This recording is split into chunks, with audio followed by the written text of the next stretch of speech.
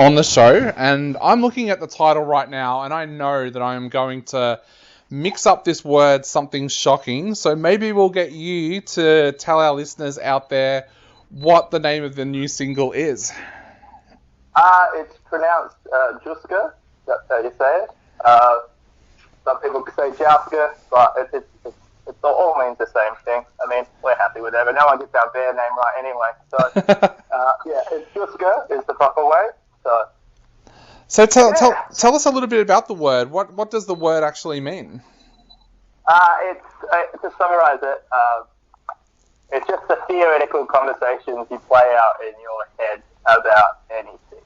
So that little voice in your head, it's like, oh, should I go do this? And you're talking to yourself about it. I tend to do it a lot, whether it's doubting yourself for something or being productive to go, should I get off the couch? Those kind of conversations that you kind of play out. So that's quite a deep topic. Where did the track actually come from? Like, what kind of things were going through your mind to make you sit down and work on a track that looks at this topic? It's something I kind of deal with all the time. So for me, it wasn't anything different that I don't usually write about. It's funny because the way we write songs,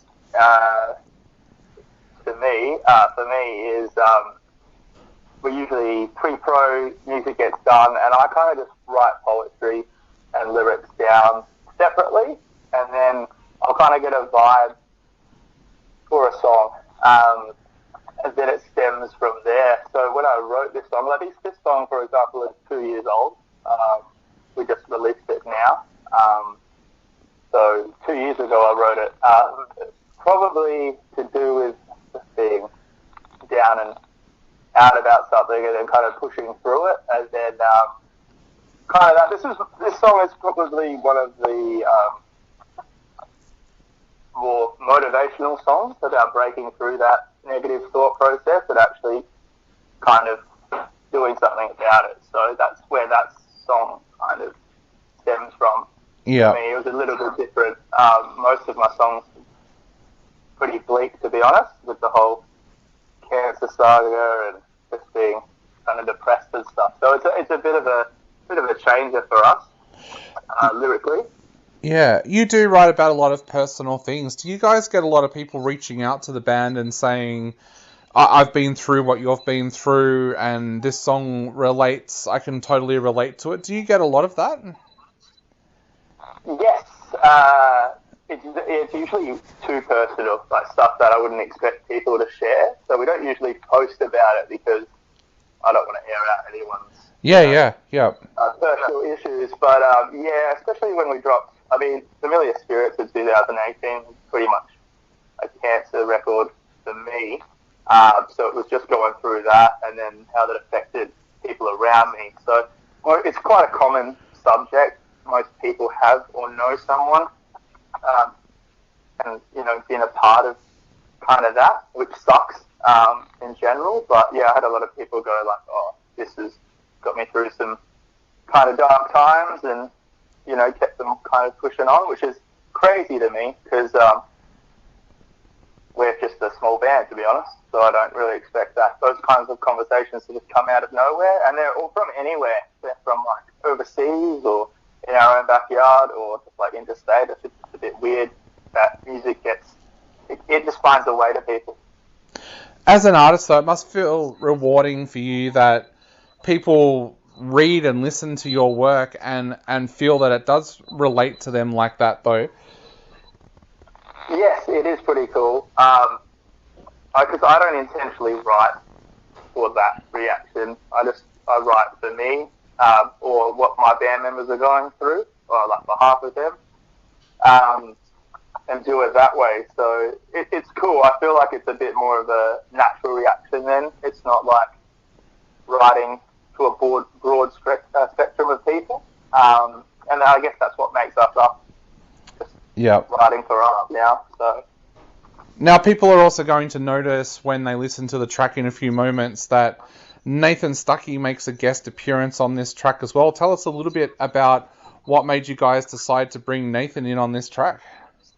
Yeah, it's our first feature ever, which is really exciting. I would have always kind of gone a clean singer. That was always my intention. I never thought of kind of doing the heavier route. And my guitarist Trevor is friends with him and said, I reckon he'll smash it out the park. And it's a person we can actually do the song live with, especially during COVID. I mean, they're on our release show on November 20th.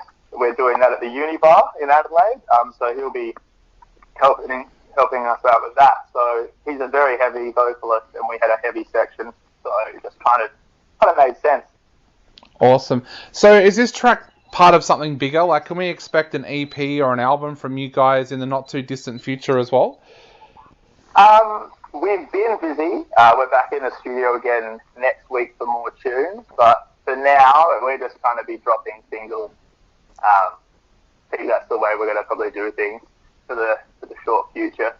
Awesome. And how has COVID kind of held you guys up? Because I know Adelaide's kind of been in between. Like, Perth has been quite open, and Melbourne and Sydney have been closed down. What's it been like for you there in Adelaide? And did COVID kind of hold things up for you guys as well?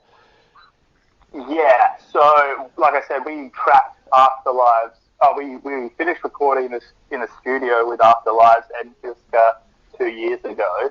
And then we had a couple of ideas for video clips. We even got some cartoon versions made, and then they went pretty south and didn't look very good. So we put them in the bin, and then COVID hit. We couldn't shoot. The videographers we used weren't around, so we kind of just had to wait. But in that time, we managed to demo and pre-pro like almost a whole new album worth of material, and that's what's going to start leaking out over the next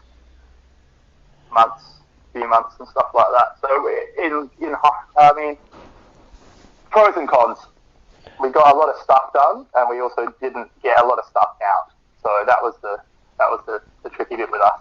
Yeah. Now, we've been giving bands the opportunity on our show to get out there a little bit, because we know that everything's been closed down because of COVID. You haven't been able to do shows, so everyone's doing it tough. Is there any merchandise or anything out there that people can buy to help you guys out financially at the moment? Yes, so we just did a new drop for spray jacket. I know we're going into summer, but I just don't care about winter trends. So, we did a spray that's available for pre-order through our socials for our big cartel. And they'll be ready for our show in November. So that's what we've got at the moment with merch. If not, you can always buy our new music online or just stream the hell out of it. That usually helps us. Definitely. And are you guys must be looking forward to getting back out there and playing live again as well, because I know that shows have been a very rare thing over the last 18 months, so that must be pretty exciting for you guys being able to get back out there on stage again. Yeah, so we had a show a couple of weeks ago at Enigma, supporting Heartline for their release. Well, they had a release show, which was really cool. That was the first show in probably almost a year. We've probably played a show a year for the last 2 years, so it's a bit weird not playing. But we're in the works of organising a tour next year in March. That's kind of in the works at the moment. Hopefully that goes ahead, which would be sick. Playing with some friends, just catching up with friends and other bands. It's just a bit of a holiday with the crew, to be honest. Awesome. Well, mate, we are going to play Jouska right now on our show. So is there anything you would like to say to our listeners out there before they take a listen to this amazing track for the first time? Like and share it, I guess, all that nonsense. And if you want to chat, send us a message. We're always down to interact with people. So if you like the song, let us know.